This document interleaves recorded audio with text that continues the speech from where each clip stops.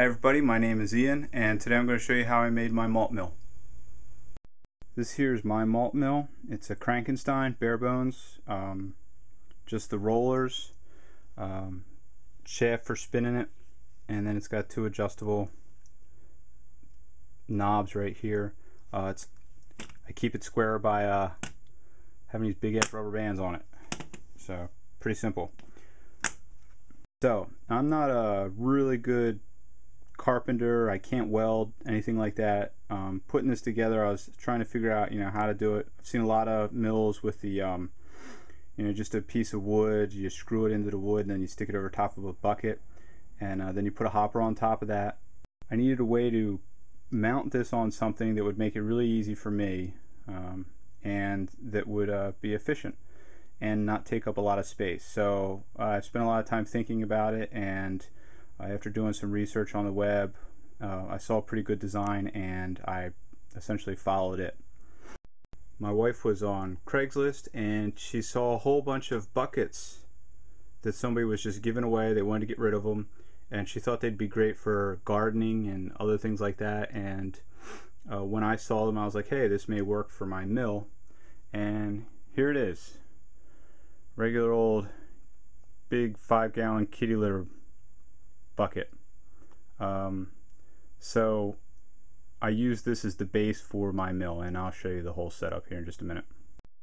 Before you start freaking out about using kitty litter buckets, first, I don't know if you can see it here, but it is recyclable and it is a level 5 plastic, which is a food safe plastic, and kitty litter is actually pretty inert. There's not much to it, clay and maybe some other desiccants. But it has to be safe for cats, and it washes out of the buckets really easy. So here's the inside of the bucket, and you can see some malt dust down at the bottom there. Now I'm going to show you the setup. So what I have here is 3 buckets, and they all stack inside of each other, so it becomes fairly self-contained and it takes up very little space.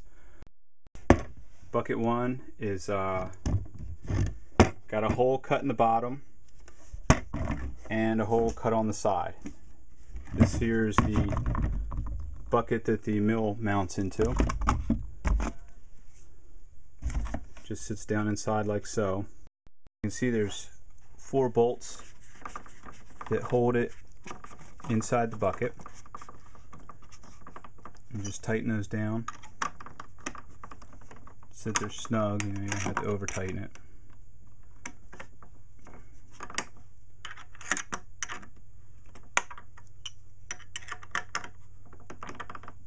Nothing real fancy to this.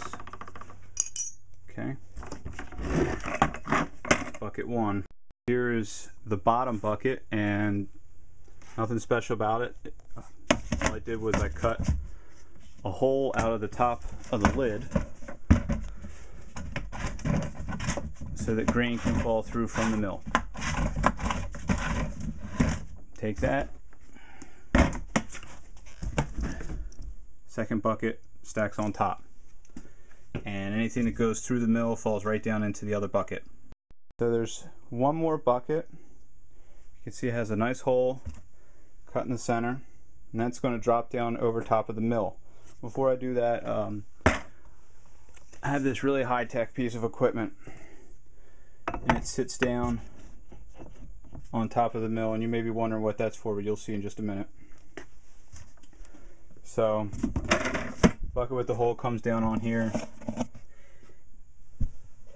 and then this here's the only other piece that was purchased besides the mill, and it's just a boot that goes over a pipe.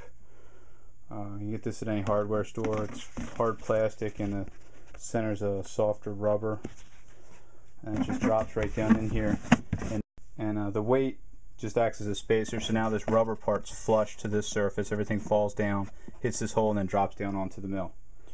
I'll show you how it works now. Okay, so there's my grain. I got a drill hooked up to it.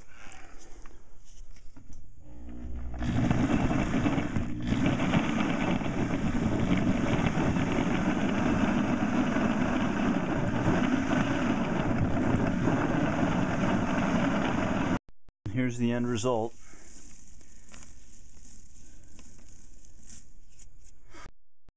is once I'm done using it, weight and the screws go in there. Next bucket drops on. Mill. Mill. Last bucket. Lid, and then the top.